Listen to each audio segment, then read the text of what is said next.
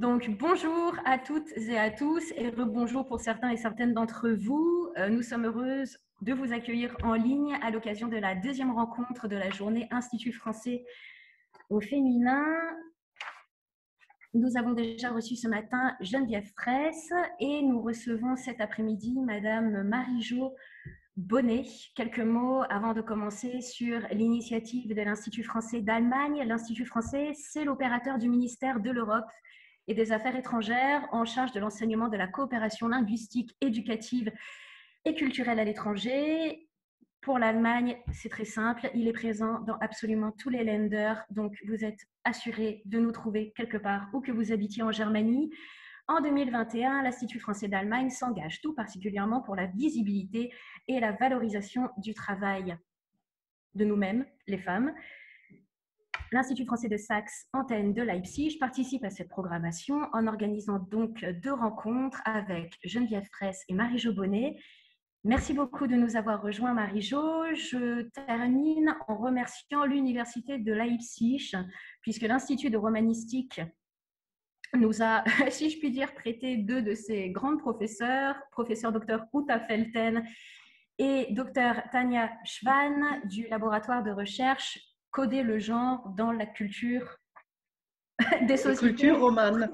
Exactement. En fait, comme le nom du laboratoire est en anglais, que j'ai fait un peu de chauvinisme linguistique, je me suis moi-même emmêlé les pinceaux. Non, c'est mieux comme ça. Tu as raison. Merci. Quelques mots pour présenter Tanja Schwan d'abord. Donc, Tanja Schwan est professeure de philologie romane et elle est coordinatrice du centre de recherche CGR, donc en anglais, le Coding Gender in Romance Cultures.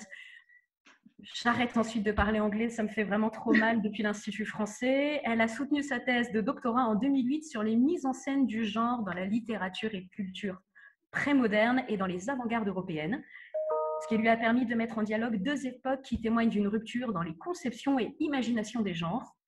À l'heure actuelle, elle travaille sur les discours des passions dans le roman du 19e siècle et sur le langage des affects dans l'opéra. Elle a également fait des recherches sur Marie de Gournay, François Poulain de la Barre, Olympe de Gouges et Simone de Beauvoir, tout de même en tant que protagoniste de la querelle des sexes et porte-parole de l'égalité des sexes, ainsi que d'une conception constructiviste du genre. Tout cela me rappelle pourquoi je ne suis pas restée aussi longtemps que je l'aurais voulu à l'université. Ça demande un certain souffle, un peu comme la pratique d'un instrument avant. Pour terminer, Tanja a collaboré à l'édition du premier dictionnaire sur les études du genre sorti en Allemagne, et donc, pardon my German, le Metzler Lexikon Gender Studies, ça va, la moitié est en anglais, édition Renate Kroll, Oui. je ne sais pas où est le... en 2002. Et je me permets de citer 2 articles rédigés par le docteur Schwan en français, du post-héroïsme à l'héroïsme pop, culture et crise de la masculinité vers les fins de siècle, à travers Mafarka, le futuriste de Marinetti, et Cocorico, les particules élémentaires de Michel Houellebecq. Voilà, nous ne sommes pas peu fiers de prononcer ce nom à l'Institut français. Il s'agit d'un des auteurs marquants de ce siècle et il vient de chez nous. Profitons-en pour le signaler.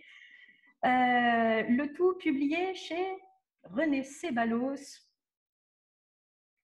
Et ensuite, il y a plein de mots en 3 lettres qui font référence à du jargon universitaire que je ne connais pas. Je vous demande pardon, Tanja. C'est à vous. D'accord. Merci, Marion, pour cette aimable présentation. Et bonjour à tout le monde de ma part aussi. C'est à moi de vous souhaiter une chaleureuse bienvenue au nom de l'Institut de romanistique de l'Université de Leipzig et du séminaire interdisciplinaire de recherche codification du genre dans les cultures romanes. Et je voudrais tout d'abord remercier M.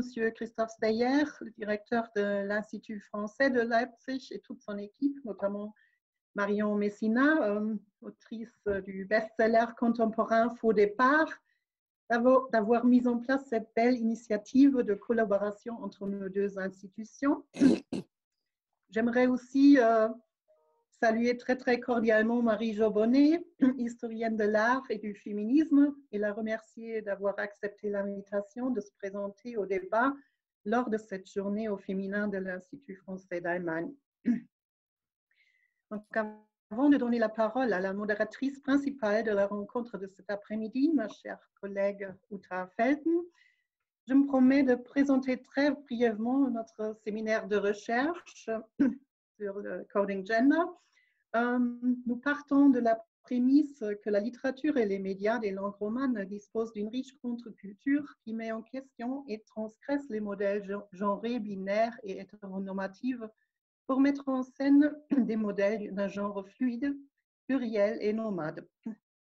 Nos recherches se portent principalement sur la construction et la déconstruction des mythes de féminité et de masculinité dans la littérature et dans l'opéra, sur une relecture genrée et queer de l'œuvre de Marcel Proust et de celle d'autres auteurs et autrices, soit canonisés ou marginalisés des littératures francophones et romanes, et sur les discours féminins et queer dans le cinéma francophone, italophone et hispanophone.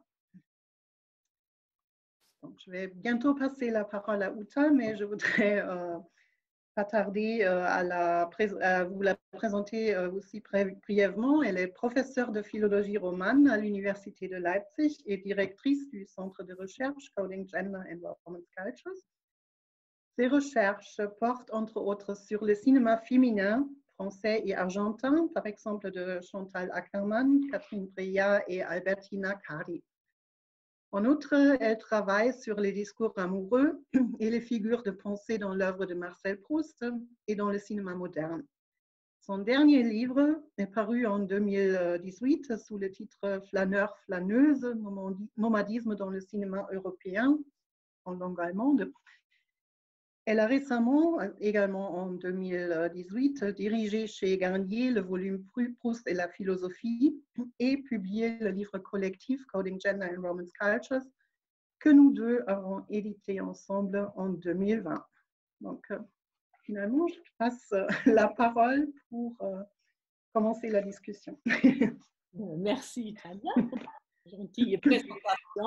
Alors, j'ai le grand plaisir de vous présenter Marie-Jo Bonnet.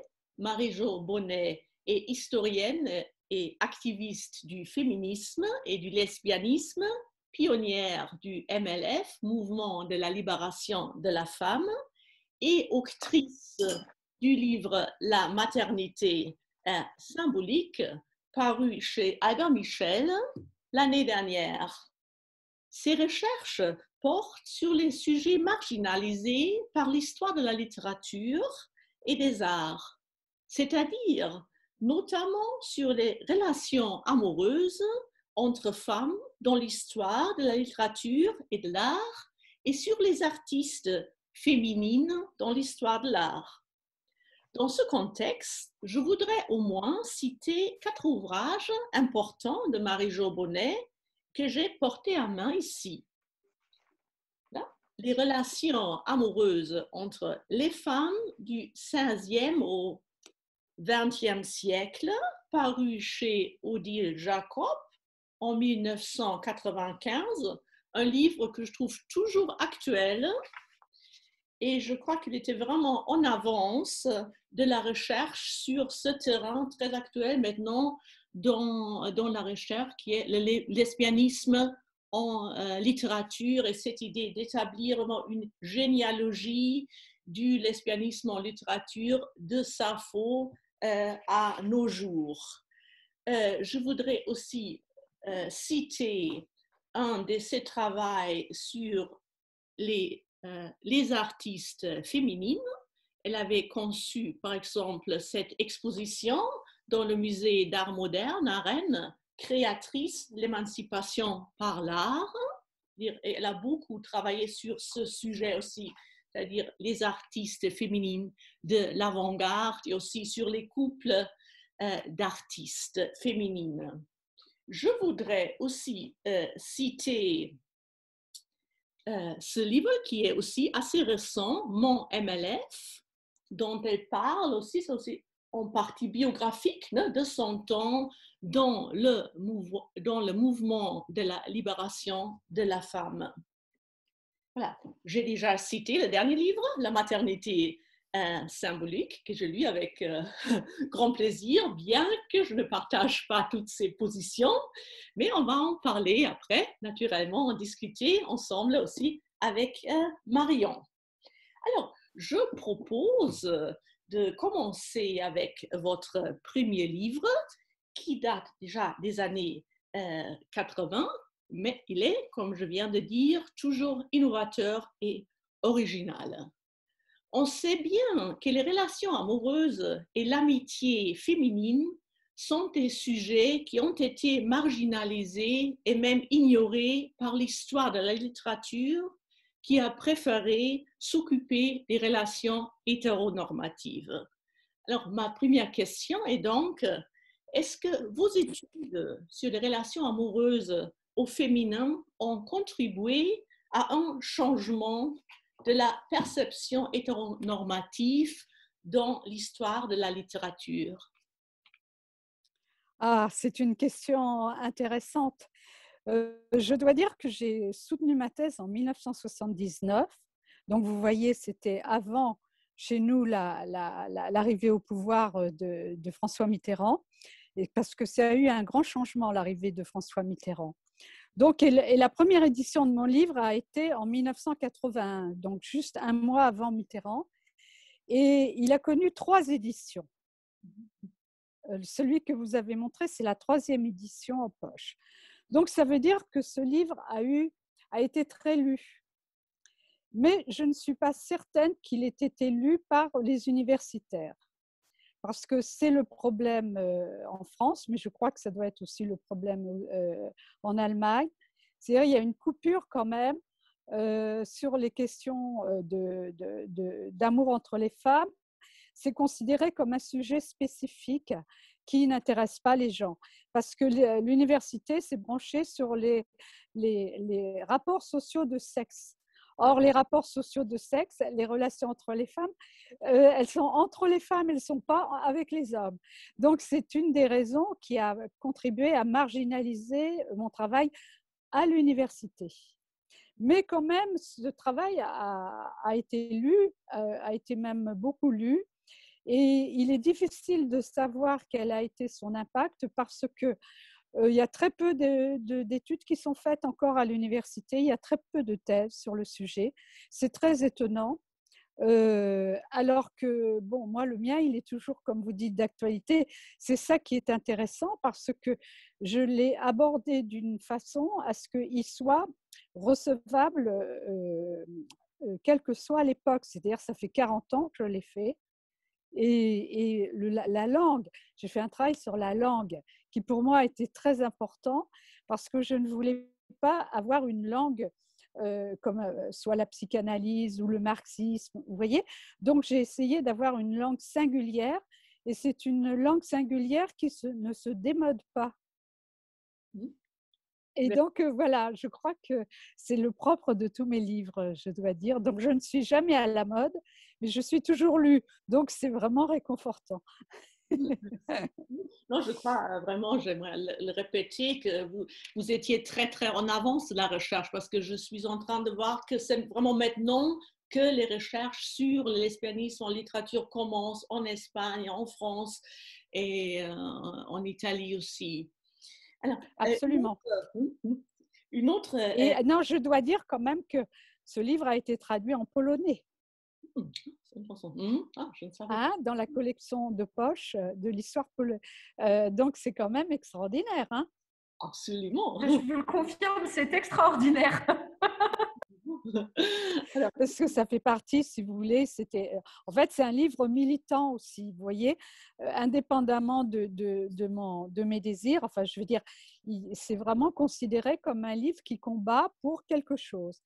Et d'ailleurs, c'est vrai parce que si vous voulez, les relations entre les femmes, ça, chez les Grecs, c'était considéré comme un atopoi érotes, c'est-à-dire un éros sans lieu. Il n'y a pas de territoire. Donc, moi, j'ai constitué un territoire culturel. Absolument, absolument. J'aimerais vous demander, quels sont selon vous les textes les plus importants, je dirais aussi les plus beaux, qui traitent le sujet des relations amoureuses entre femmes, selon vous, dans l'histoire littéraire? Il y en a beaucoup. Moi, je trouve qu'au XVIIIe siècle, il y en a quelques-uns. Moi, j'aime beaucoup Diderot, par exemple. C'est un des premiers qui a desserré l'étau, vous voyez, sur la contre-nature. Hein. Mais je dirais que George Sand est une des premières à avoir abordé la question dans l'Élia. Et puis, évidemment, on arrive au XXe siècle. Alors, au XXe siècle, on a une richesse extraordinaire. On a évidemment René Vivien, hein, mais on a aussi Djuna Barnes. Moi, j'aime beaucoup Djuna Barnes et on a la chance d'avoir une excellente traductrice dans la personne de Michel Causse qui a traduit Ladies Almanac en français dans une langue absolument sublime. Vous avez Lucie de la rue Mardrus, Gertrude Stein en littérature, vous avez Virginia Woolf, Vita Sackville-West, Le portrait d'un mariage. Vous avez aussi Elisabeth de Gramont qui a eu une liaison pendant 50 ans avec Nathalie Barney.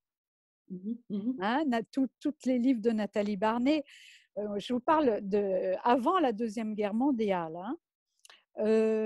Vous avez aussi beaucoup de peintres, c'est ça qui est intéressant, parce que dans les années 50, l'école de Paris a eu un sujet qui a été très important qui s'appelait les deux amis.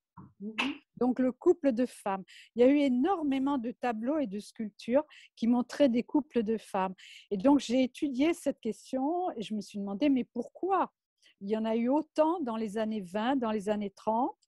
Et j'ai pensé que c'était un contrepoids à la montée du nazisme, avec la culture du chef, hein, la virilité. Et là, les peintres, si vous voulez, ils disaient, mais il y a autre chose à voir, et c'est la féminité, c'est le couple de femmes. Enfin, c'est une de mes hypothèses. Hein. Oui, tout d'accord. Je crois que c'est tout un contre-discours aussi. Exactement. Et si on parle des années, de la belle époque et des années 20, non, on pourrait dire qu'il s'agit d'un véritable âge d'or, non? Âge d'or du lesbianisme, âge d'or de la culture féminine. Et on pourrait aussi mentionner peut-être René Vivienne et son amante Nathalie Clifford Barney, qui étaient, si je me trompe, les premières traductrices, n'est-ce pas, des poèmes de Sappho, non? Absolument, tout à fait. Et puis, René Vivien aussi a écrit le premier livre féministe. Ça, il faut le dire, elle avait une conception de l'émancipation des femmes qui a été très importante. J'aimerais parler un tout petit peu de la spécificité du langage érotique, du lesbianisme. Et j'ai vu en lisant un peu Lucie de la rue Madrus et René Vivienne que tous les deux aiment beaucoup recourir aux images aquatiques, non? Il y a Lucie de la rue Madrus qui appelle son amante marine. Et il y a Nathalie Clifford Barney qui décrit son amante René Vivien comme plus souple que la vague, très beau, et plus frais que l'écume. Est-ce que selon vous, c'est une spécificité du langage érotique du lesbianisme, ce recours aux isotopies aquatiques? Oui, et si vous voulez, moi, je vais l'élargir aussi par exemple, Patricia Highsmith, dans son roman Carole, elle a des descriptions érotiques qui sont absolument extraordinaires. C'est comme, si vous voulez, une jouissance océanique. Vous savez, la jouissance océanique, c'est évidemment très différent de la jouissance phallique, parce que la jouissance phallique est une jouissance d'organes, tandis que la jouissance océanique, c'est justement toute la sensation. On fait un dans l'espace, dans l'univers, dans la création, si vous voulez. On se fond dans la création, comme un océan. Absolument. Vous voyez? C'est très important. Donc, effectivement, vous avez raison, l'eau, c'est un vecteur de jouissance. Oui, tout à fait. J'ai travaillé un tout petit peu sur Proust et sur les relations d'Albertine avec la petite bande sur la plage de Balbec. Ah, Qu'est-ce que vous pensez? Est-ce que Proust était quelqu'un qui a su décodifier le langage du saphisme, selon vous? ah, moi, je dirais oui et non. Parce que dans certains passages, par exemple, l'érotisme, quand il voit Albertine en train de danser avec son ami, il parle des seins. Vous voyez, c'est une érotique très limitée aux seins. Mais par ailleurs, c'est le premier qui a déculpabilisé ce qu'il appelait l'amour, comment dire, stérile. Vous L'amour, savez, Proust a écrit une nouvelle avant la nuit où il raconte l'histoire d'une femme qui a voulu se suicider, qui va bientôt mourir et qui parle avec son ami. Et donc, il a tout un discours justement sur l'amour stérile. Et ce qui est intéressant chez Proust, c'est qu'il va déplacer la question de la morale, hein, parce que l'homosexualité, c'est immoral parce que c'est stérile, justement, hein, par rapport à la continuation de l'espèce. Et lui, il va dire, mais en quoi ça serait immoral d'aimer la beauté? Quand on voit un corps féminin, eh bien, on le trouve beau et donc on peut le désirer. Et donc, il a déplacé la problématique sur la beauté. Et ça, je trouve ça très important. absolument, je suis tout d'accord. J'aimerais de nouveau revenir au personnage de Lucie de la rue Madrus. Je trouve que c'est un personnage spectaculaire, n'est-ce pas, de la belle époque.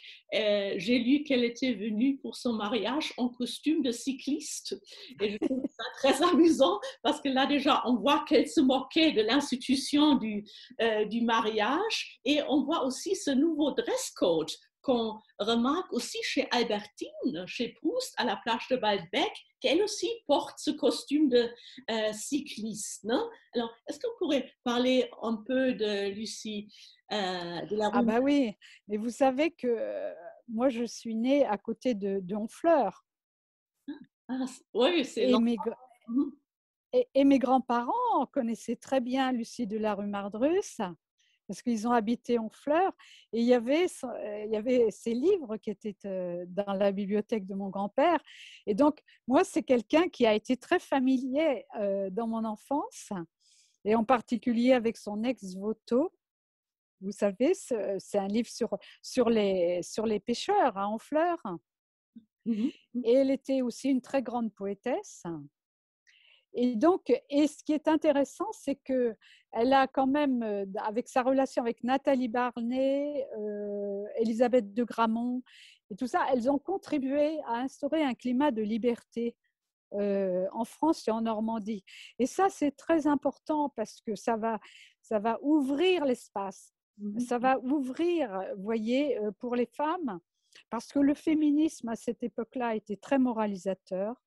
Elles étaient séparées des lesbiennes, elles ne voulaient pas en parler. Et donc, elles ont eu un rôle au niveau des mœurs beaucoup plus fort que les féministes, je dirais, hein, qui étaient restées dans la problématique de la maternité et du mariage. Vous voyez? Là, Et c'est donc, une nouvelle mode de vie, non? oui, tout à fait. Libératrice, cosmopolite et très, très créative.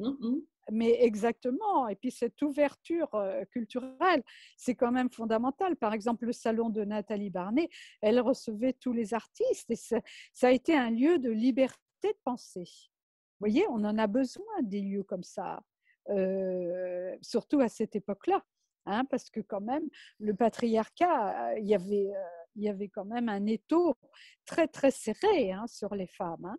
Et donc, elle montrait que c'était possible et on pouvait être très équilibré, créative. Et donc, vous voyez, ça a été un modèle important, tout ça.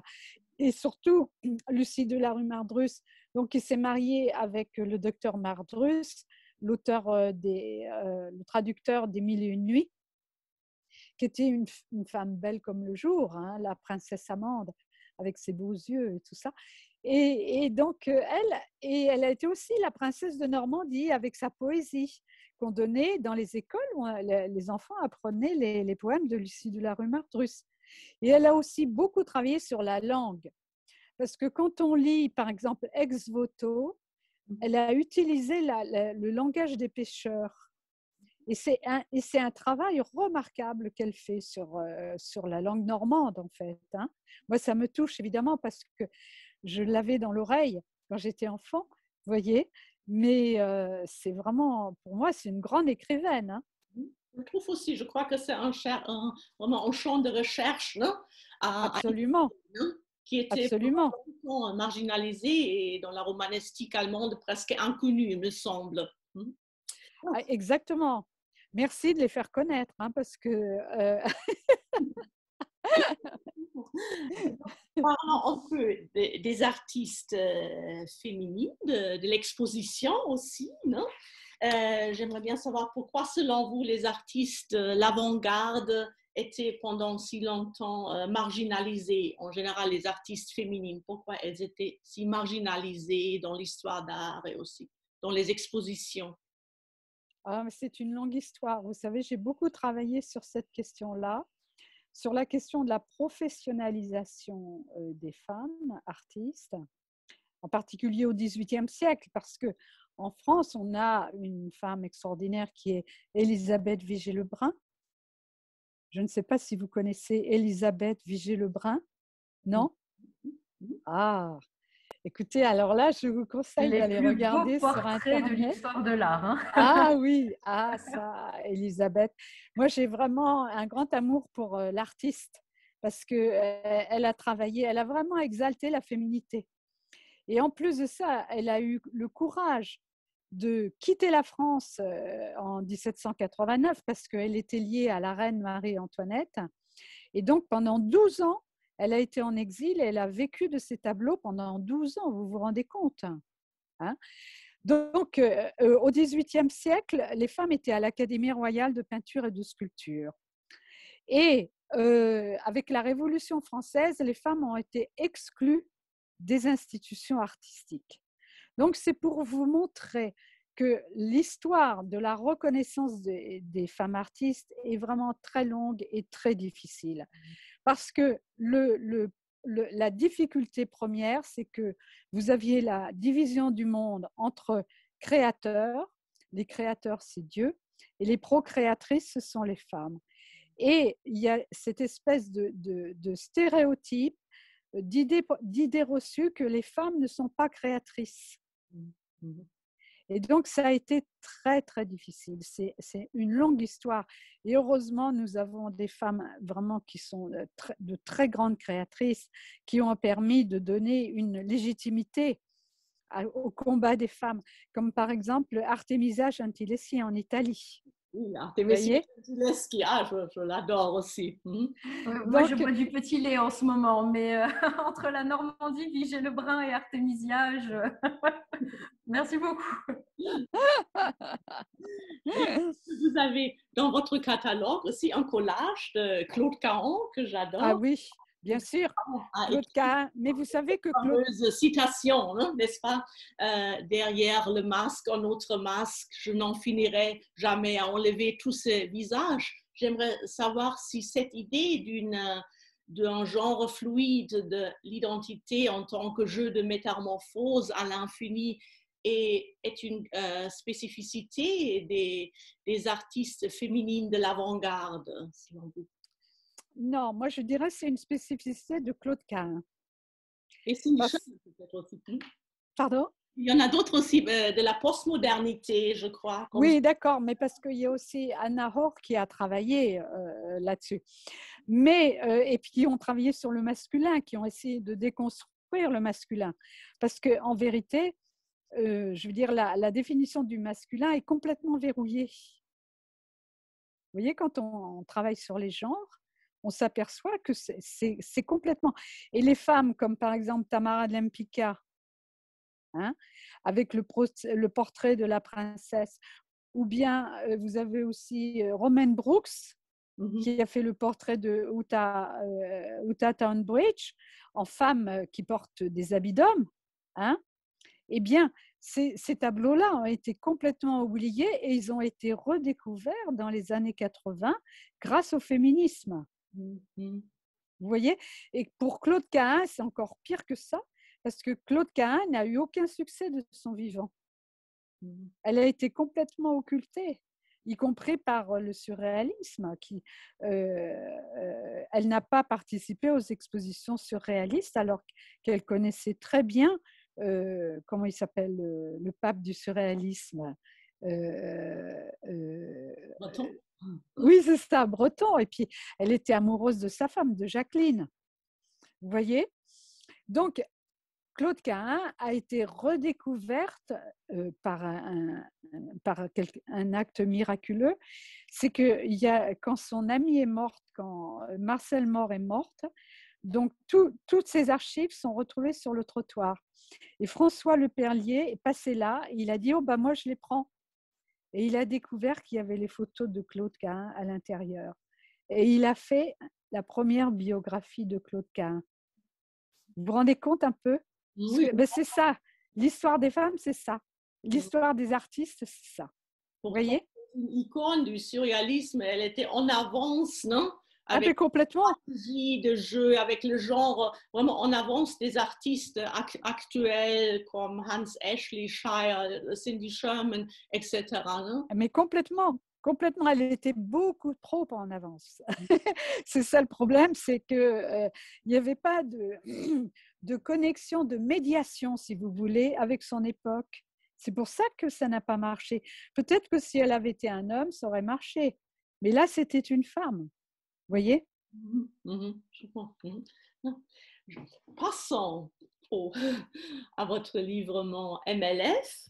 Racontez-nous un peu vos expériences de cette époque, pourquoi le mouvement était si important dans l'histoire du féminisme et quel était le rôle du fameux personnage de Monique Wittig.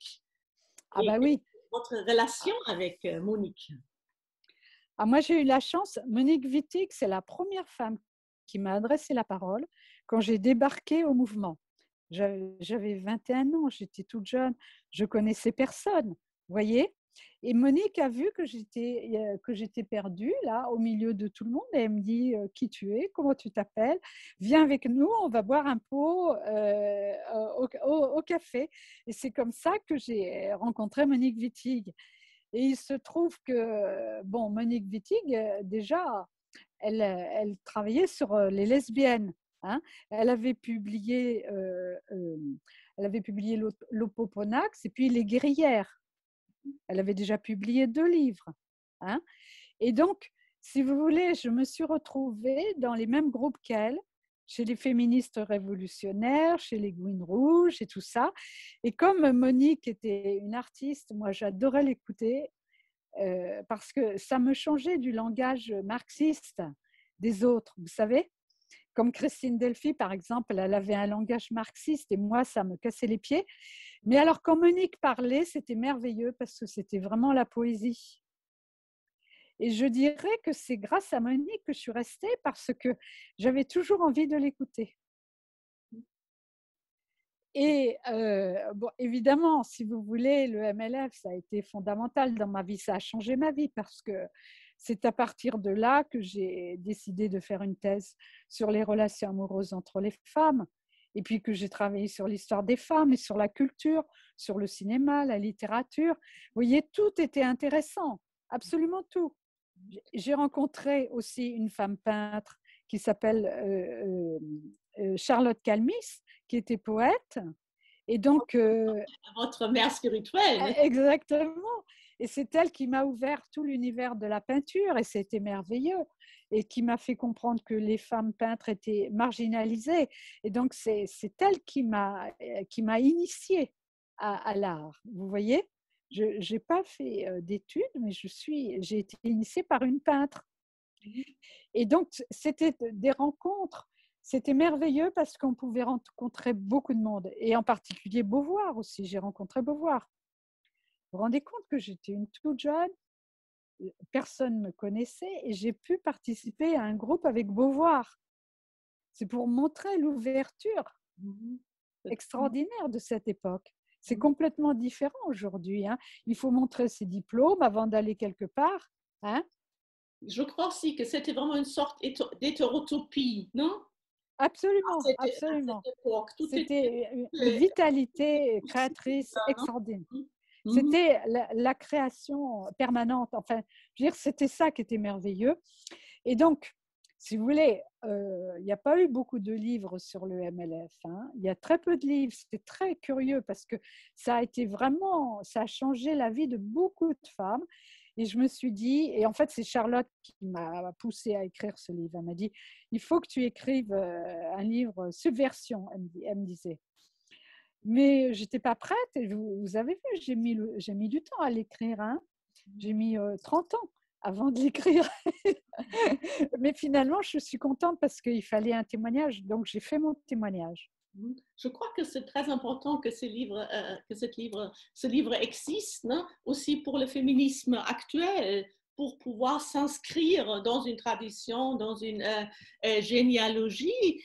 Et je vois que beaucoup de slogans aussi et beaucoup de discours sont toujours actuels. Par exemple, la célébration de la veuve. Maintenant, nous avons aussi chez beaucoup d'artistes cette idée de la célébration de la veuve, viva la vulva, etc. Il y a le musée du vagin virtuel, par exemple. Alors, chez vous aussi, ce discours était déjà Ah ben oui. Très actuel et très important. C'était un discours clé contre le pouvoir phallique, non? Fêté tout à fait, tout à fait. Si vous voulez, ce que j'ai voulu faire des repères historiques. Vous voyez, c'est une histoire où j'ai entremêlé ma propre histoire, ma propre évolution avec les femmes et l'évolution collective. Donc, c'est une histoire individuelle et collective. Et ça, c'est important parce que le féminisme, pour moi, c'est la dialectique du je et du nous. C'est ce que disait Françoise Collin, la philosophe Françoise Collin. Je ne sais pas si vous la connaissez, c'était une femme remarquable. Eh bien, elle disait, c'est la dialectique du je et du nous. Et moi, je suis complètement d'accord avec ça. Et donc, faire l'histoire du féminisme, c'est aussi faire sa propre histoire. Vous voyez comment le féminisme m'a fait évoluer. Et comment, et ça, toutes les filles, aujourd'hui, elles évoluent aussi. Il y a des changements. Mais elles n'ont pas suffisamment conscience de leur héritage. Vous voyez, c'est pour ça que j'ai fait un livre sur la maternité symbolique. Aussi, parce il y a que cette correspondance entre micro-histoire et macro-histoire, non? Et pour les féministes d'aujourd'hui, de s'inscrire, non? Dans absolument. Absolument. Inspirer de nouveau. Alors, je crois qu'il est le temps de parler ensemble, je crois, avec Marion, non? C'est fabuleux, Marie-Jo nous a préparé notre transition, c'est impeccable. Sur la maternité. Nous occupons l'espace avec cette couverture. Donc, La maternité symbolique, ouvrage très récent, comme vous l'avez dit, c'est à la fois une sorte de rappel des figures féminines marquantes pour vous comme pour l'ensemble d'une société. C'est un ouvrage, moi j'ai trouvé, qui transpire, dans le bon sens du terme, la reconnaissance. Voilà, on ne se fait pas tout seul, on est à un moment précis, il y a des gens qui nous précèdent, il y a des gens qui nous suivent. Donc ça rompt aussi un petit peu avec le discours très individualiste que l'époque porte, où on a l'impression qu'on est absolument seul au monde et qu'on se façonne tout seul et qu'on se construit sur absolument tout, alors que la construction de notre personnalité est en réalité l'addition de centaines d'années contre lesquelles on ne peut absolument rien faire. Et c'est aussi, à mon sens, un appel à la transmission et à l'éducation, ou qu'on peut dire aussi l'éducation entre femmes avec les femmes. Pourquoi pas? Et donc cet ouvrage, La maternité symbolique, être mère autrement, évidemment, tout est dans l'adverbe, puisqu'il s'agit de parler du pouvoir de création des femmes, qui résident en dehors de leur code génétique et du torrent d'hormones qui les traverse. Et la conclusion, on peut dire, de ce livre, c'est une critique virulente contre les biotechnologies qui rendent absolument aujourd'hui impossible le fait de ne pas avoir d'enfants. Donc, je m'explique. La maternité symbolique, c'est comment devenir mère d'autre chose que d'un être humain. C'est ça. Et donc, comment échapper à l'injonction. Exactement. Également.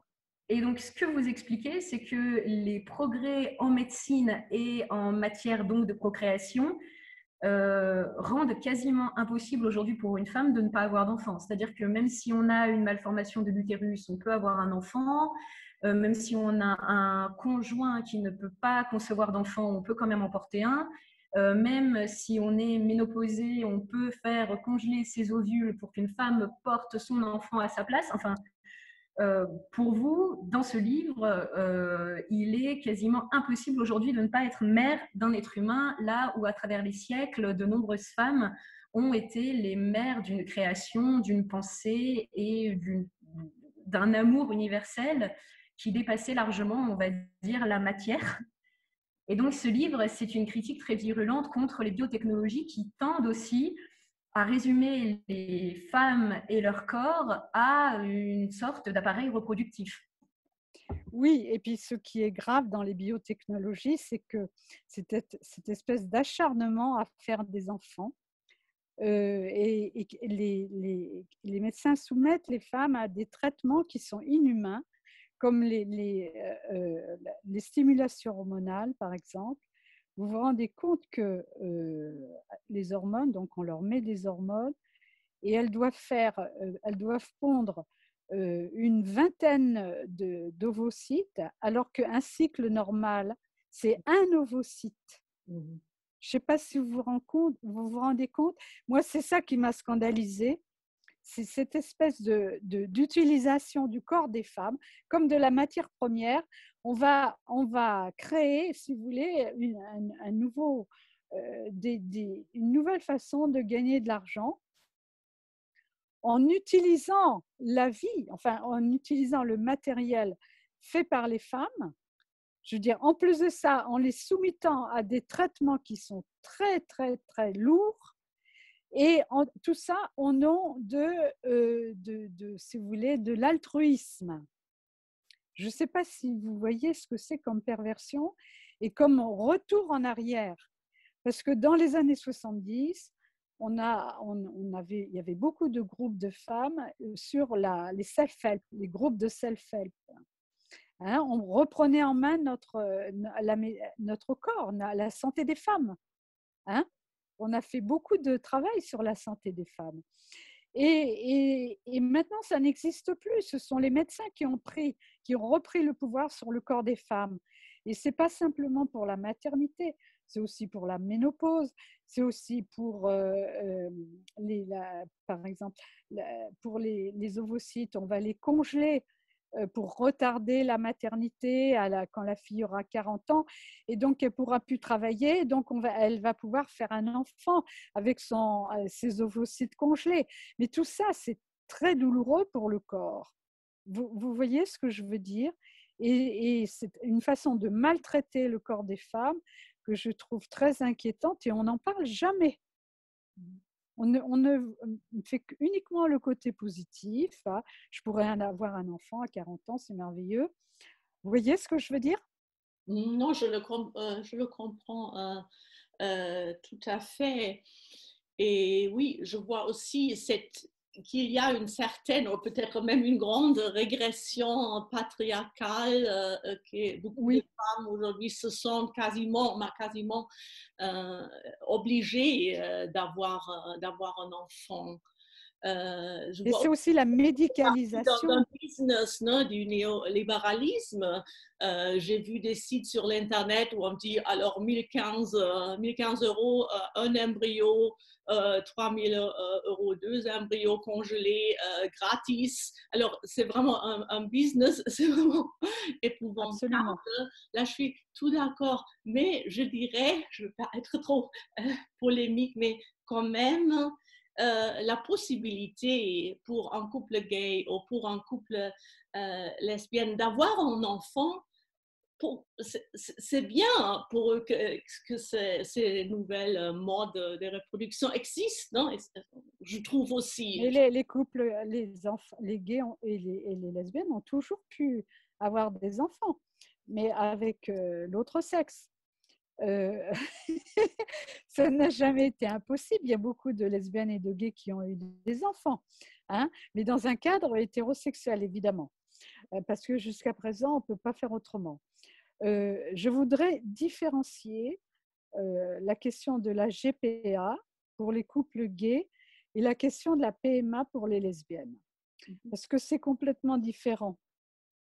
On devrait dans le cadre dire les acronymes peut-être pour les la gestation pour autrui, donc c'est les mères porteuses et procréation médicalement assistée, non? J'ai appris, non? Pour les lesbiennes, c'est ça. En fait, ça s'appelle de l'insémination artificielle avec donneur anonyme. C'est de l'insémination en fait, hein. Elles ont besoin de sperme et au lieu de l'inséminer à la maison, elles vont dans un hôpital, dans une clinique, mais aussi pour recevoir le sperme dans une clinique, elles doivent être soumises à une stimulation ovarienne parce que le sperme, il est froid, il est congelé, donc il est beaucoup moins fécond et c'est pour ça qu'elles subissent un traitement. Or, normalement, elles n'ont pas besoin de traitement. Vous voyez, c'est ça que je veux dire. C'est pour ça que je ne suis pas d'accord. Moi, je suis d'accord pour qu'on le fasse à la maison et qu'on s'organise avec des copains. Vous comprenez ce que je veux dire? Oui, je vois tout à fait. Alors ça, c'est pour les lesbiennes. Mais de toute façon, je ne comprends pas pourquoi les lesbiennes, tout d'un coup, elles veulent avoir des enfants. C'est quand même une façon d'être reconnues comme femmes. Je veux dire, ça montre bien que les lesbiennes ne sont pas reconnues dans la société. Ben non, je veux dire, s'il faut faire des enfants pour être reconnu, vous vous rendez compte? Et pour avoir les mêmes droits. Alors, les mêmes droits que quoi? Je veux dire, moi, quand j'étais jeune, pour moi, l'homosexualité, c'était un contre-pouvoir. Je comprends tout à fait parce qu'un discours clé, non, dont vous parlez aussi dans mon MLF et ici aussi, c'était le rejet de la procréation. Non? Aussi, on prend, vous citez aussi Nathalie Clifford Barney qui dit oui. Le temps est venu que les Amazones ne se fassent plus féconder, ou Simone de Beauvoir qui a dit la femme qui engendre subit son état biologique passif. Alors, c'était vraiment un discours clé dans le féminisme, non? Les années 60. Absolument. Un rejet radical de la procréation et d'établir aussi culture lesbienne comme contre-culture, c'est-à-dire contre mariage. Mais je dirais peut-être aujourd'hui, nous sommes dans un monde pluriel avec Susan Sontag. Alors, si un couple lesbien ou gay aspire à la procréation artificielle, est-ce que je peux... n'est-ce pas? C'est aussi... Non, mais ça n'existe pas comme ça. C'est pas un désir qui flotte. Je veux dire, la planète, on a un problème de surpopulation. Hein? C'est-à-dire que la population a doublé en 50 ans, la population mondiale. On a des problèmes économiques. La planète est complètement, je veux dire, l'écoféminisme. Je veux dire, la question écologique est très, très grave. Est-ce qu'on va réussir à nourrir tous les enfants qui naissent? Donc, pourquoi est-ce qu'il faut favoriser la procréation des lesbiennes et des gays alors qu'il y a un problème énorme de surpopulation? Donc, pourquoi ne pas orienter le désir de s'occuper d'enfants d'une autre manière, c'est-à-dire vers l'adoption? Ou bien les marraines, les parrains. Je veux dire, il y a plein d'enfants qui ont besoin qu'on s'occupe d'eux. Pourquoi faire un enfant avec son propre sperme, avec ses propres gènes, vous comprenez? C'est-à-dire, il y a une biologisation, il y a un retour en force d'avoir des enfants avec ces gènes. Vous voyez, la biologie. Oui, finalement, si je vous suis, les biotechnologies qui se présente comme un progrès représente aussi une sorte de retour au primitivisme où effectivement la beauté de l'adoption, la beauté par exemple pour les homosexuels et les lesbiennes, de beaucoup s'occuper des enfants des amis, de beaucoup s'occuper des neveux, c'est quelque chose qui n'est pas reconnu parce que finalement ne compte que la duplication de son propre séquençage génétique. Voilà, Les voilà. biotechnologies, en fait, ne valorisent que l'ADN pour nier le fait qu'on est autant la mère d'un enfant adopté qui peut avoir un faciès complètement différent du sien. Voilà, la négation de la maternité en tant qu'acte d'amour s'opère par les biotechnologies qui reviennent à dire qu'on est mère que de l'enfant qui vient de son séquençage ADN. Exactement. Et en plus de ça, dans le cas des gays, le problème, c'est qu'ils vont demander à une femme de faire un enfant et ensuite, ils vont arracher cet enfant à cette femme. C'est-à-dire qu'il y a une marchandisation du corps des femmes. Et puis, il y a aussi le fait qu'un enfant, quand une femme porte un enfant pendant 9 mois, il y a une relation qui se noue avec le fœtus. Et donc, vous ne pouvez pas enlever cet enfant à sa mère et dire tu n'as plus de mère, tu n'as plus que des pères. Vous vous rendez compte de la violence que c'est psychique et que vont devenir ces enfants? Vous voyez, moi, c'est de ce point de vue-là que je me place. Moi, je suis contre le commerce du corps des femmes, le commerce des enfants. Je veux dire, ce sont des enfants qui sont achetés. Vous voyez? Éthiquement, moi, je me situe au point de vue de l'éthique. Je trouve ça quand même très, très, très, très contestable. On n'est plus dans l'éthique, là. On est dans le commerce. On est dans le marché de la procréation.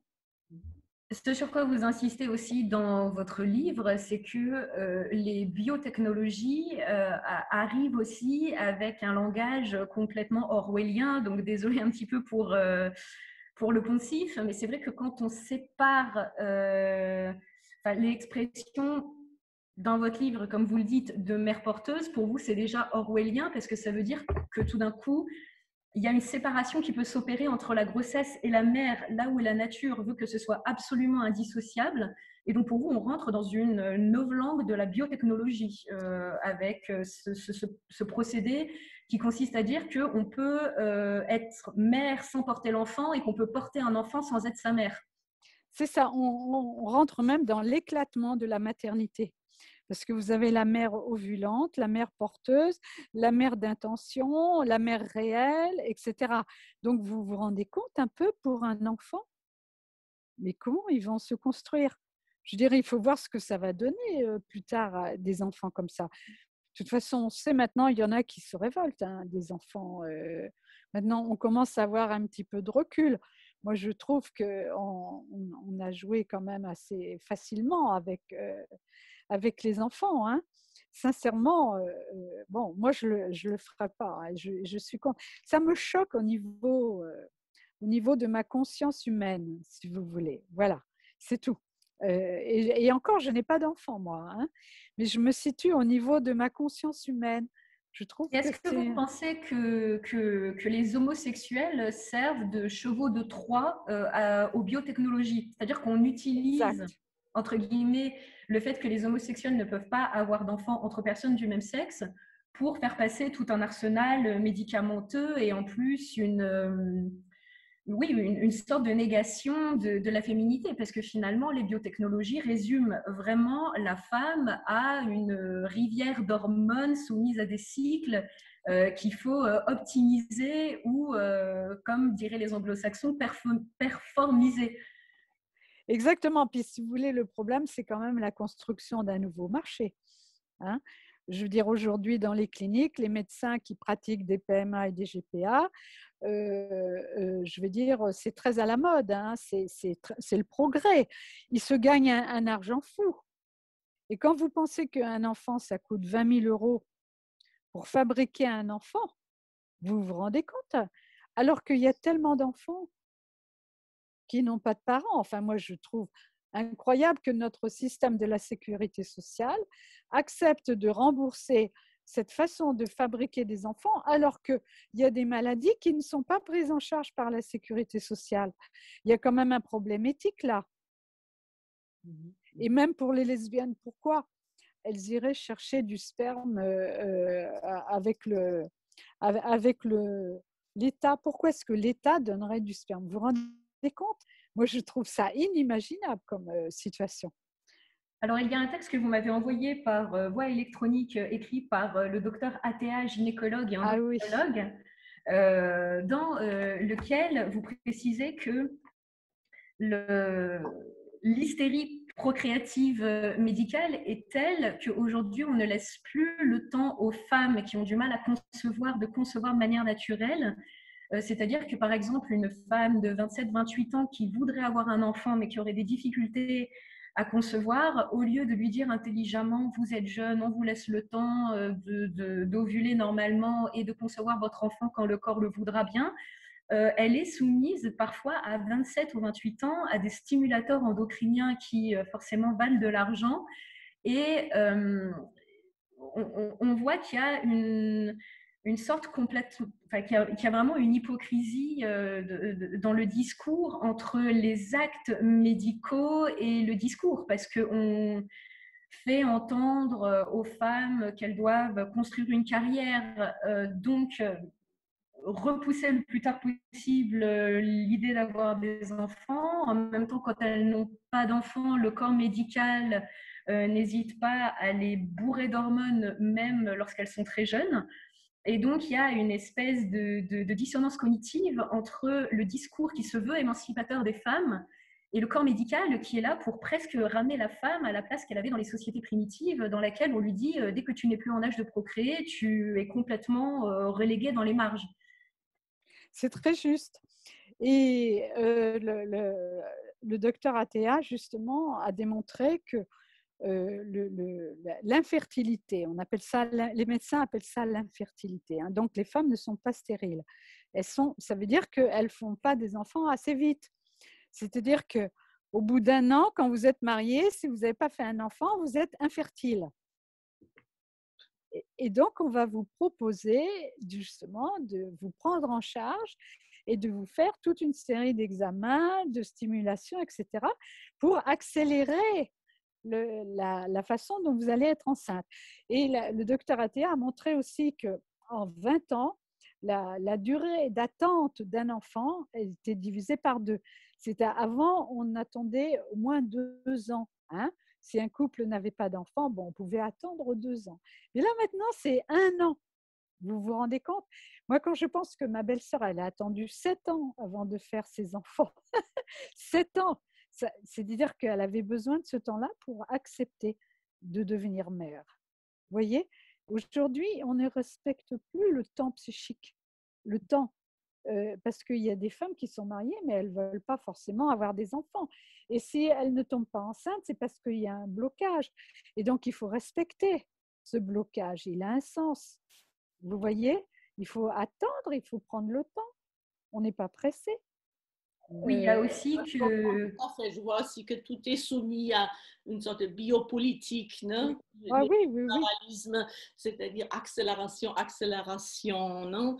Et Marion toute la vie est comme ça. A travaillé là-dessus aussi en disant aussi que les relations humaines sont devenues comme des contrats de télémobile, non? C'est ça. On peut résilier toujours, on ne s'engage pas. Et là aussi, on voit ce discours-là, non? Absolument. C'est ce que le comité invisible a appelé il y a quelques années le biopouvoir, c'est-à-dire qu'on a maintenant une force médicale qui est presque une force tellurique et qui veut complètement lisser les différences entre êtres humains. Donc là où une femme peut tomber enceinte par accident en étant sous pilule ou stérilée au bout de 2 mois, il y a d'autres femmes qui peuvent mettre 10 ans à tomber enceinte naturellement et le biopouvoir médical qui est soutenu par soit les assurances de santé privées, soit par les États via leur système d'assurance maladie publique, veulent complètement lisser les différences entre êtres humains, ce qui fait aussi qu'à terme, les vies des êtres humains se ressemblent de plus en plus. Auparavant, vous preniez, je pense, une classe dans laquelle il y avait des jeunes filles, il pouvait y avoir peut-être 20 ans de différence entre l'âge qu'allait avoir la première jeune fille qui allait avoir un enfant et la dernière. Et aujourd'hui, on se retrouve avec de plus en plus de femmes qui font toutes leurs enfants au même moment.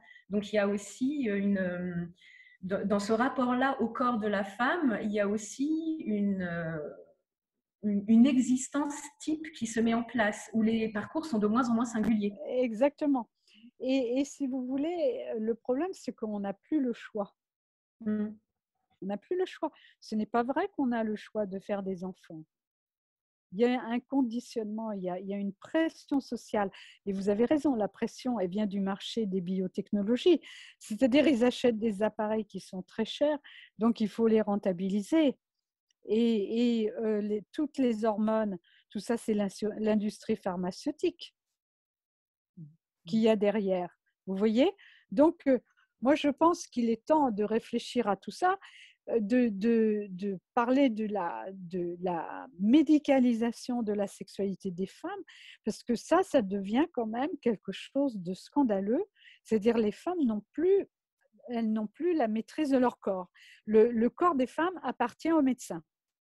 Et on n'a pas parlé de l'accouchement, parce qu'il faut voir un petit peu qu'est-ce qu'elles subissent, les pauvres.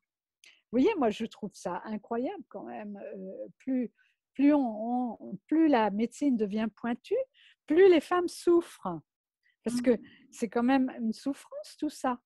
Et alors, elles vont supporter héroïquement de souffrir parce qu'on leur a dit qu'il faut faire des enfants et que, ah mon Dieu, c'est le cri du corps, c'est le cri des ovaires, comme si une femme était obligée de faire un enfant pour être épanouie dans la société. Moi, ce que je montre justement, c'est qu'on n'est pas obligé de passer par là pour être épanoui et qu'il faut relier les deux. Il ne faut pas séparer. Vous voyez, la maternité symbolique, c'est pour montrer qu'il y a une relation, qu'il y a entre la psyché et le corps. Le psychosoma, moi j'ai toujours pensé qu'il n'y avait pas de coupure. Et c'est important de le dire parce que sinon, on va aller dans le surhomme. Vous voyez, je veux dire, les nouvelles, les greffés des utérus, par exemple, mais c'est démentiel. Et pourquoi est-ce qu'on n'accepte pas les limites de son corps? Hein? Je veux dire, on a forcément des limites. C'est l'espèce humaine qui est limitée. Alors aujourd'hui, soi-disant, l'industrie a acquis le pouvoir de reculer les limites, mais attendez, à quel prix? À quelle souffrance? Et aujourd'hui... C'est pour ça qu'on parle aussi, excusez-moi, d'écoféminisme, c'est que le féminisme qui va de pair avec l'écologie, c'est aussi une limite à la logique du marché qui veut abolir les limites pour engranger toujours plus de profits. Et donc, quand vous parlez de limites à trouver, c'est là que justement vient l'écoféminisme. Par exemple, tout à l'heure, vous avez évoqué l'accouchement, comme vous le disiez. Dans l'accouchement, entre guillemets, conventionnel, voire industriel, on a des femmes qui sont allongées, dans des positions qui empêchent l'enfant de s'engager dans le bassin, ce qui génère énormément de douleurs, ce qui conduit à une péridurale, et on se retrouve avec des femmes qui ont accouché et qui se sont fait complètement déposséder de leur accouchement parce que c'est le médecin qui leur dit qu'en pousser. Et on a un petit peu la même chose désormais avec des jeunes filles qui ne sont pas capables de sentir à quel moment de leur cycle elles se trouvent. Elles ne sont pas capables de reconnaître quand elles ont leurs ovulations, à quel moment va arriver leur règle, parce que parfois c'est une application ou un calendrier en ligne qui va leur dire à quel moment de leur cycle elles se trouvent. Donc finalement, on a bien ici une alliance entre l'écologie et la reprise en main de son propre corps et de son propre cycle. Absolument. Moi, je pense que c'est l'avenir, ça, parce qu'on ne peut pas continuer comme ça. Le développement, la Terre souffre. Je veux dire, le climat, tout ça, on sait maintenant, avec même le virus qu'on est en train de subir, on sait qu'il y a quelque chose, il y a un déséquilibre fondamental aujourd'hui dans le développement des sociétés. On ne peut pas continuer comme ça. Il faut bien mettre un point d'arrêt et il faut réfléchir et il faut trouver une autre relation à la nature. Je pense que c'est indispensable. et à la culture, évidemment, Uta, parce que… Je regarde un peu le chat, non? Parce que peut-être il est le temps d'ouvrir le débat au public, parce que je vois ici que quelqu'un a écrit. Est-ce que… Non? Je nous fais une remarque. Les Françaises sont les premières à se précipiter vers les médecins, les hôpitaux et les péridurales. Il me semble que la manière d'accoucher ici en Allemagne est très différente. Donc, en France, on commence à peine à expérimenter ce qui s'appelle les maisons de naissance, c'est-à-dire des unités au sein de l'hôpital dans lesquelles on laisse les femmes accoucher naturellement. Et en cas de complications, il y a juste une porte à pousser pour se retrouver au bloc. Ça existe en Allemagne depuis beaucoup plus longtemps. Les taux de recours à la péridurale et donc à l'épisiotomie sont nettement inférieurs, je pense, ici. Et je vois que quelqu'un a demandé à… D'accord, très bien. Donc, c'était un mauvais clic s'il était écrit que vous demandiez la main. D'accord, très bien. C'est ce qu'on appelle dans le jargon les aléas du direct. Marie-Jo, si vous le souhaitez, on peut continuer donc sur l'écoféminisme. Volontiers, oui. Voilà. Pour vous, est-il possible d'éduquer des jeunes femmes aujourd'hui à l'écoféminisme sans invoquer les grandes figures du passé? Donc là, c'est typiquement ce qu'on appelle une question rhétorique. Écoutez, je pense que les jeunes femmes, elles vont d'elles-mêmes à la recherche des figures du passé, comme Françoise d'Aubonne, par exemple. Moi, j'ai eu la chance de connaître Françoise d'Aubonne. Françoise d'Aubonne, c'est celle qui a inventé l'écoféminisme, qui a trouvé le mot écoféminisme et qui a fondé le premier parti écoféministe en 1974. Eh bien, aujourd'hui, les jeunes, elles sont toutes très intéressées par Françoise d'Aubonne. Et en plus de ça, il y a un livre qui sort aujourd'hui même sur Françoise d'Aubonne, l'Amazone verte. Alors, vous voyez, je pense que les jeunes sont curieuses, vous voyez, et elles se construisent une culture, parce que quand même maintenant, même avec les Américaines, il y a eu énormément de travail qui a été fait déjà sur l'écoféminisme. Et vous avez un mouvement qui est très fort. Le mouvement, en 2019, vous avez eu des grandes manifestations dans les rues, aussi bien à Paris qu'en Europe. Et je crois que moi, l'écoféminisme, c'est vraiment un mouvement porteur. Pour moi, je vois comme un avenir du féminisme. Parce qu'on est obligé de penser notre relation, notre existence en relation avec la Terre, avec l'endroit où on habite, l'endroit où on est. On ne peut plus le séparer, vous voyez. Et c'est comme on a aussi aujourd'hui un psychiatre, un psycho qui parle de la psycho-écologie. Comment il s'appelle? Il est très connu en France, là. Il y a son nom qui m'échappe. Et donc, vous voyez, il faut retrouver le lien avec tous les aspects de notre être. On vit un moment précis de l'histoire, dans une géographie, un endroit. On vit avec des êtres humains, on est en relation avec des êtres humains, on est en relation avec notre psychisme, avec notre culture, avec notre intelligence. Et tout ça, ça exige de tout faire mettre en réseau, si je puis dire, de les faire communiquer les uns avec les autres. Et c'est comme ça qu'on va retrouver le goût et le courage de faire des sacrifices, parce qu'on va être obligé de faire des sacrifices. On ne peut pas continuer sur ce développement-là. Donc, quand on n'aura plus de matières premières, on va bien être obligé de vivre autrement. Donc, il y a beaucoup de gens. Moi, je suis en Normandie aussi. On fait moi, j'ai un potager. Le marché, il y a beaucoup d'agriculteurs qui font du bio. Donc, c'est ça l'avenir. Je veux dire, c'est un mouvement en profondeur.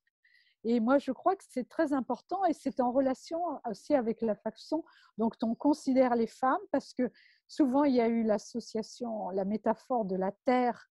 La terre, c'est une femme qu'on va ensemencer. La procréation, c'est ça, on ensemence la terre. Et donc là, la femme, eh bien, la terre, elle se révolte et dit, ça suffit, on va le faire de manière consciente. On ne va pas finir les prédateurs. Il y a un mouvement général contre les prédateurs. On appelle ça la violence la lutte contre la violence contre les femmes, mais c'est aussi la lutte contre les prédateurs de toutes Oui, et sortes. puis au niveau civilisationnel, nous sommes les enfants de la Grèce antique pour qui l'acte premier de la cosmologie, c'est la séparation de Gaïa et d'Ouranos. Et Gaïa, en fait, est violée par Ouranos. Et donc, les premiers dieux arrivent en se révoltant contre le ciel qui viole constamment la terre en lui faisant des enfants. Donc, déjà, les Grecs avaient compris que le premier pas de la civilisation, c'était le respect du corps de la femme et l'ensemencement, si je puis dire, raisonné du corps de la femme. Exactement. Donc, il y a une réunion en fait à faire entre l'histoire symbolique, l'histoire artistique, l'histoire des idées, et aussi, même si elle n'est pas dans votre livre, avec l'enracinement qui était très cher à Simone Weil. Donc, je parle de la philosophe, pas de la... Ah, c'est génial, parce que moi, j'adore Simone Weil. Oui. Mais vous savez, je crois que je vais faire un deuxième livre. Hein. Oui. Ben, il faudrait faire beaucoup de livres sur toutes les femmes qui ont encore des choses à nous dire aujourd'hui. Absolument. Donc, Simone Weil, la philosophe, parlait de l'enracinement comme d'une condition sine qua non à l'existence humaine. En fait, pour elle, un être humain qui n'est pas enraciné n'est déjà plus un être humain. Ça peut devenir un animal laborieux, ça peut devenir un atome éparpillé dans la nébuleuse, mais un être humain, c'est avant tout quelqu'un qui a des racines. Et ensuite, on a eu, je pense, tout un continuum historique qui a eu tendance à associer les racines aux dérives du nationalisme, aux dérives du racisme, etc. Mais aujourd'hui, on voit bien que on ne peut pas ne pas avoir d'histoire et on ne peut pas avoir d'ancrage si on veut exister pleinement en tant que femme. C'est-à-dire qu'à mon sens, et là ce que je dis est très personnel, je pense qu'on perd énormément en tant que femme à ne pas connaître les grandes idées des femmes qui nous ont précédées. Donc, en l'occurrence, Simone Weil. Mais l'enracinement n'est pas que au niveau de la localité, il est aussi dans l'histoire des idées. Et ce que disait Simone Weil, c'est elle parle de l'enracinement dans son âme. Et je vois une très grande cohérence dans la pensée de Marie-Jo Bonnet parce que je vois dès les premiers livres, les relations amoureuses entre femmes, cette idée d'établir une généalogie de l'amour entre femmes, une généalogie des artistes féminines et notamment l'idée fondamentale de la catégorie de la mère spirituelle, c'est aussi cela, non? Cette idée de la généalogie, une généalogie spirituelle, d'établir cela, non? Et je crois qu'on pourrait avoir plusieurs mères spirituelles, naturellement, n'est-ce pas? Bien sûr, évidemment. Merci. Vous avez tout à fait compris, c'est exactement ça. Oui, j'ai plusieurs mères spirituelles, bien sûr. Alors, nous avons aussi, nous avons aussi une question de quelqu'un qui nous... Merci pour cette journée de discussion. J'aimerais bien savoir en quoi ce serait plus violent pour l'enfant de naître par PMA que d'être adopté et en quoi est-ce plus grave pour un couple lesbien d'avoir la possibilité de faire un enfant par PMA dans un cadre médicalisé et hygiénique plutôt que de devoir le faire, entre guillemets, à la maison avec un homme, puisqu'il faut encore en trouver un dans l'entourage qui accepte. Voilà, donc il y a deux questions. Je repose la première. En quoi il est plus violent pour l'enfant de naître par PMA que d'être adopté? Moi, le problème de la PMA avec la loi française, c'est que c'est l'anonymat du donneur de sperme. Moi, ce qui me gêne, c'est deux choses dans la PMA. C'est donc la médicalisation de la procréation.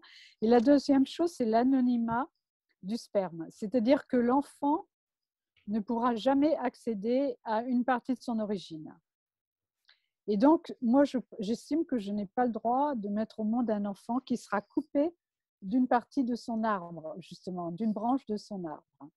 Mais il y a des lois, enfin, certains pays, justement, ont mis la possibilité pour l'enfant d'avoir accès à l'identité de son père. Donc, c'est très bien. Moi, je pense qu'on a besoin de savoir d'où on vient pour se construire. Ça fait partie de la construction de l'identité. Hein. Parce que les enfants qui sont nés sous X, moi j'en ai connu, j'ai eu des amis nés sous X, c'est une torture pour eux. Moi j'ai un ami qui a cherché toute sa vie sa mère. Il a fini par la trouver. Donc ça c'est le premier point. Deuxièmement, le faire moi, je l'ai dit pourquoi je préférais le faire à la maison. Parce que quand vous allez dans une manière… Qu'est-ce qu'elle a dit comme expression en Alors, je vous clinique? relis ça. La possibilité de faire un enfant par PMA dans un cadre médicalisé et hygiénique Ah plutôt oui, que de le faire à la hygiénique. maison. Voilà, hygiénique.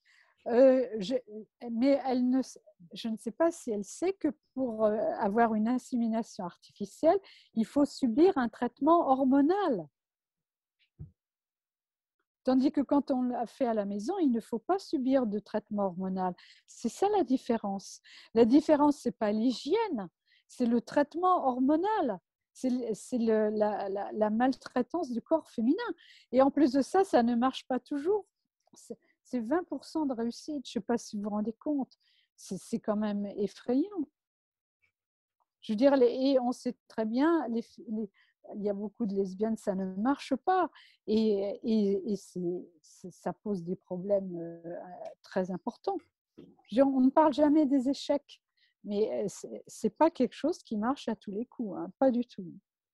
Donc voilà ce que j'ai à répondre à cette dame. Moi, je ne suis pas a priori contre, je suis contre pour ces raisons-là. Voilà. Bon, de toute façon, on aura bien compris que la critique de la PMA et de la GPA ne se fait pas contre les couples lesbiens et les couples homosexuels, mais évidemment, contre moi, je en suis fait lesbienne. voilà, une espèce de sécession tout d'un coup qui se fait entre la procréation et la nature. Fondamentalement, c'est plus ça qui vous gêne, c'est l'artificialisation de la reproduction. Oui, puis la coupure avec une partie de son arbre. Je veux dire, c'est ça qui me gêne. Hein. Mais moi, je connais des couples de femmes qui sont allées en Hollande uniquement parce qu'elles avaient la possibilité de connaître le père pour l'enfant.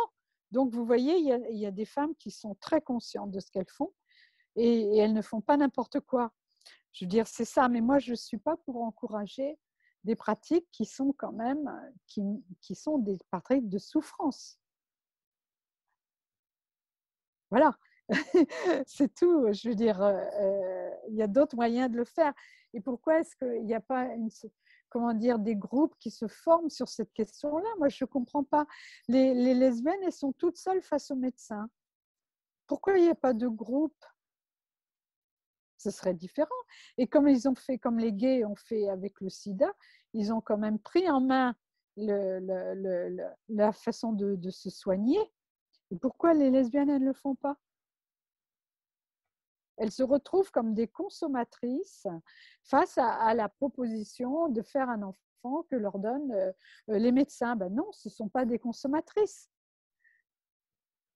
Vous voyez ce que je veux dire? C'est une question d'organisation.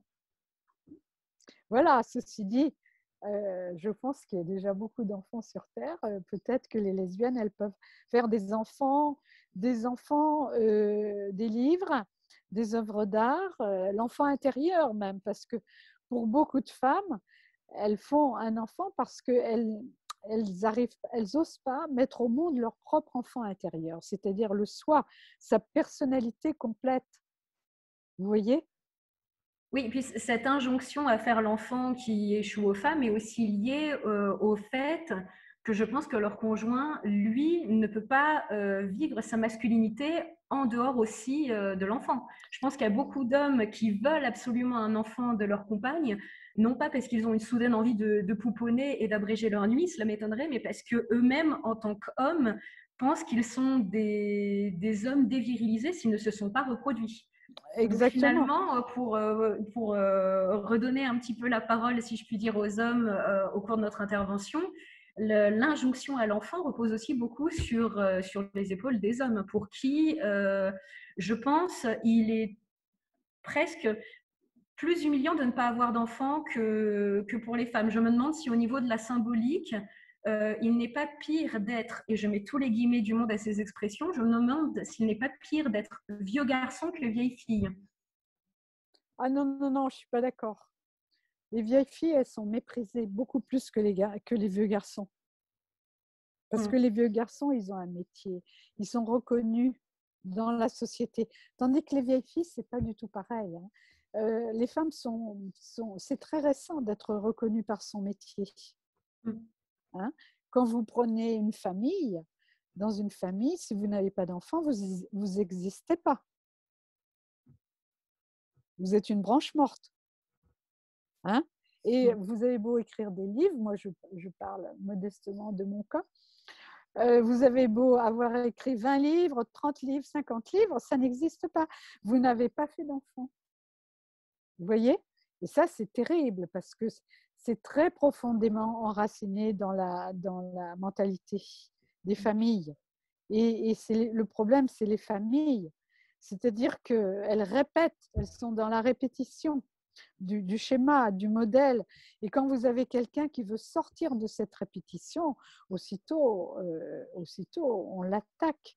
Vous voyez? Et c'est ça le problème que je pose aussi en disant qu'il faut la vraie liberté, c'est-à-dire on n'a pas la liberté de ne pas faire d'enfants. Ce n'est pas vrai aujourd'hui. Là, on n'est pas libre. Est-ce que vous diriez qu'on était plus libre dans les années 70? Ah ben oui, bien sûr. C'est intéressant. Parce qu'on était quand même au MLAC, par exemple, le mouvement pour la liberté de l'avortement et de la contraception. Bon, il y a eu une action collective. Enfin, nous, on était dans le combat pour l'avortement. Hein. Moi, ça ne me concernait pas l'avortement. Mais j'ai fait partie de ce combat-là parce que ça me concerne en tant que femme. Hein. Eh bien, vous aviez tous ces groupes, justement les médecins qui étaient avec nous, qui travaillaient avec nous. Hein. Et donc, tous ces groupes, on disait un enfant si je veux, quand je veux. Ben, on s'est battu avec les hétéros, les homos, les hétéros. Je veux dire, il y avait une espèce de mouvement de masse qui s'est battu pour avoir la liberté d'enfanter. Ça ne veut pas dire ne pas avoir d'enfants, c'est-à-dire la liberté. Et la liberté, elle n'existe plus parce que les médecins ont repris le pouvoir sur le corps des femmes et on n'a plus la liberté, les médecins plus le marché. Hein, parce qu'il faut bien dire que c'est aussi le marché des biotechnologies. Et donc, aujourd'hui, c'est pas vrai, ça n'existe pas.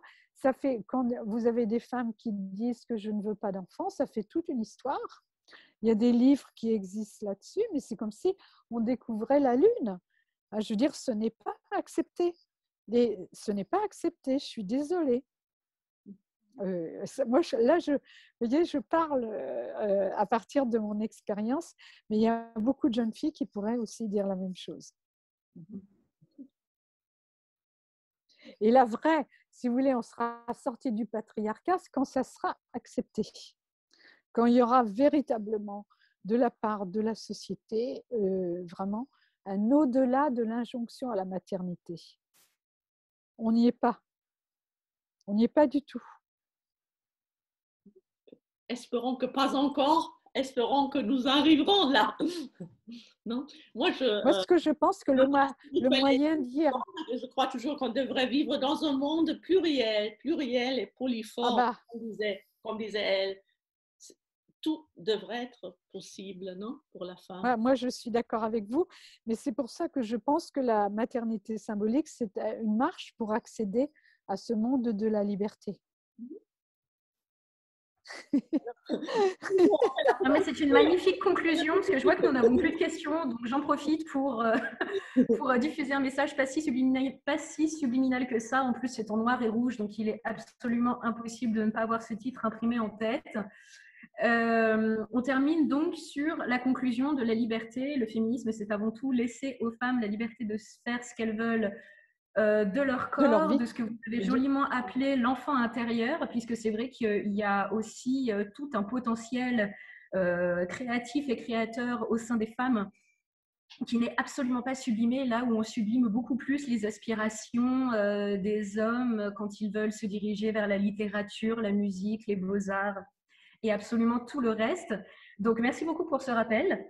Merci beaucoup, Tania. Merci beaucoup, Uta. Merci à l'Université de Leipzig. Merci à vous, Marie-Jo Bonnet. Et j'espère un jour pouvoir lire l'éloge de Simone Veil sur votre plume. Ah, avec plaisir. Mais moi, je remercie beaucoup l'Institut français, ça me fait très plaisir et je pense que vous faites un très beau travail. Merci beaucoup. Merci à toutes et à tous de nous avoir rejoints en ligne et excellente journée à chacun et à chacune. Au revoir. Au revoir. Merci à tous de ma part aussi. Au revoir.